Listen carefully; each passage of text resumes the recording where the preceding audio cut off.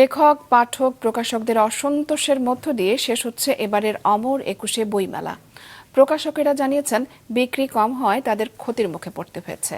আর লেখক পাঠকেরা বলছেন ১ ফেব্রুয়ারি শুরু না হয় তারা মেলার আমেজই পাননি। আনোয়ার হোসেনের রিপোর্ট।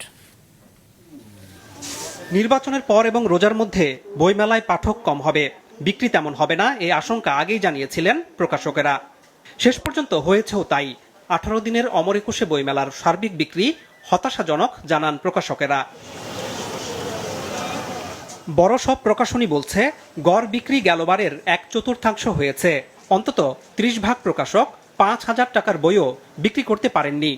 আমি বলবো যে এই মেলাটাকে যেহেতু একটা ইন্ডাস্ট্রির একটা বড় অংশের প্রকাশকদের তাদের টিকে থাকার একটা জায়গা, হ্যাঁ, তো কাজেই সেইখান থেকে ভাবতে গেলে নিশ্চয়ই অনেকের বড় লস হয়েছে। আমাদের এই ধরনের একটা স্টল সরকারি ভাড়া বাদ দিলেও তো আমাদের এখানে মানে কর্মী বাহিনী সহ আমাদের প্রায় লাখখানিক টাকা খরচ হয়ে যাবে। এই লাখখানিক টাকা বই আমরা বিক্রি করেছি বলে বলা যাবে না। খরচ আসলে মিট করাটা এখনো আমরা আসলে পুরোপুরি হিসাব করিনি এখনো, বাট এখন পর্যন্ত আমরা যেটা ধারণা করছি আসলে লাভজনক হবে না।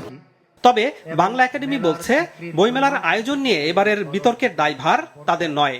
এবারের বইমেলা ছিল 18 দিনের, রোজা সহ আয়োজনের অসংখ্য জটিলতা ছিল। জটিলতাগুলোর কোনোটি আয়োজক পক্ষ তৈরি করেনি, কিন্তু সংশ্লিষ্ট মন্তব্যকারীরা এই বাস্তবতা মনে না রেখেই নির্মম হয়েছেন।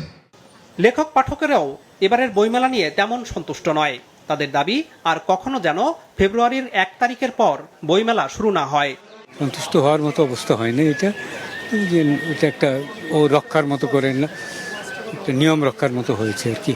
যারা রাষ্ট্রে আছেন বা জনপ্রতিনিধি, নীতি নির্ধারক, তাদেরকে আমরা বলবো যে এরপরে বইমেলার জন্য ১ ফেব্রুয়ারির যে রীতি, আমাদের যে দীর্ঘদিনের যে ঐতিহ্য, এই ঐতিহ্যবাহী মেলায় যেন কোনোভাবেই কোনো অজুহাতে যেন হাত দেওয়া না হয়। এবার বইমেলায় আনুমানিক ১৭ কোটি টাকার মতো বিক্রি হয়েছে বলে মনে করে বাংলা একাডেমি। গত বছর মেলায় ৪০ কোটি টাকার বই বিক্রির তথ্য দিয়েছিল প্রতিষ্ঠানটি। আনোয়ার হোসেন, মাছরাঙা সংবাদ, ঢাকা।